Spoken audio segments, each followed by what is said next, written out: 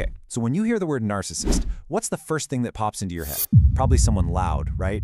Arrogant, always grabbing the spotlight. But what if narcissism isn't always so obvious?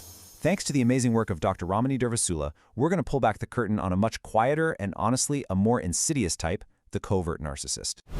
And that quote right there, that's the whole reason we're talking about this. So many people are stuck in these confusing, exhausting relationships, but the classic picture of a narcissist just doesn't seem to fit. So if you've ever felt like something is deeply, deeply wrong, but you just can't put your finger on it, this one's for you. So what is a covert narcissist, really? Well, the key thing to get is their disguise. You see, while a typical narcissist wears this big, shiny crown of superiority, the covert narcissist wears a mask of victimhood. Let's really get into that core difference. Now here's what's so wild. Both of these types, they share that same deep-down entitlement and arrogance, but their strategy is completely different. The grandiose one, they demand your admiration, but the covert one, they demand your pity. They actually weaponize their own perceived suffering to control and manipulate everyone around them. Okay, so how does this whole victim thing actually play out day to day? Because it's not just a feeling they have. No, it's a strategy. And it pops up in some very specific, very recognizable behaviors. Let's walk through the big warning signs. First up, what I like to call the eternal victim complex.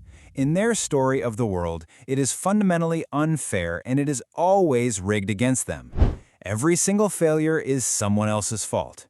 You'll hear things like, "Oh, I would have been successful if I'd had a trust fund," or they'll just brush off your hard work as good luck. But their own failures, oh, that's always just bad luck. Next, passive aggression. It is literally their first language. A grandiose narcissist might just call you stupid right to your face. The covert one, though, they use sullen silence, these really heavy sighs, or conveniently forgetting promises to punish you. They'll drop these cutting little remarks like, "Must be nice to get overpaid for your job," and it just leaves you feeling confused and small, but without an actual fight you can point to. Oh man, this one is huge. They are so hypersensitive to any kind of feedback. You could offer the gentlest, most constructive suggestion, and they hear it as a vicious, personal attack. They might fly into a rage or just retreat into this deep victim mode, which forces you to constantly walk on eggshells. It honestly feels almost paranoid, like they truly believe everyone is out to get them. And finally, underneath all that victimhood, there's this deep, smug superiority. They act like they're just too moral or too sensitive or too deep for this shallow world. And this comes out as this quiet, judgmental contempt for other people, their jobs, their hobbies, their opinions. It's like this quiet rage just simmering right below the surface. So you put all this together, what's the effect? What does it actually feel like to be on the receiving end of all this? Well, the impact is, it's profound. It's this slow, steady drain on your emotional and psychological well-being. This quote just nails it, doesn't it? It perfectly captures that painful flip that happens over time.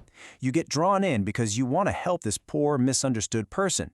You want to be the one to show them their own potential. But sooner or later, you just become another name on their very long list of people who have failed them. And this is the cycle. This is the trap.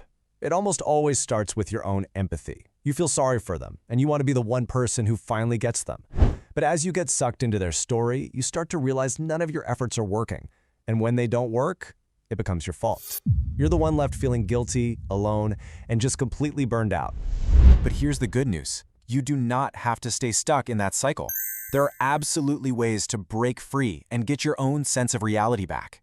The key is, you have to shift the focus from trying to fix them to protecting yourself. This right here is the most important thing to take away from all of this. No amount of love, no amount of logic, no amount of patient explaining is ever going to change their core belief that they are the victim. Trying to do that will only drain you more. The only way to win their game is to stop playing. So Dr. Ramani gives us this fantastic practical tool for this. It's called the DEEP method. Or more accurately, you need to stop going deep. That means stop defending yourself against their crazy accusations, stop explaining your actions and your intentions over and over, stop engaging in their arguments that go nowhere, and please stop personalizing their behavior. It's not about you, it is their pattern. This is how you start to build a boundary. So, I'm going to leave you with this question. Just imagine, for a second, all the energy, all the time, all the emotion that you pour into managing their victimhood.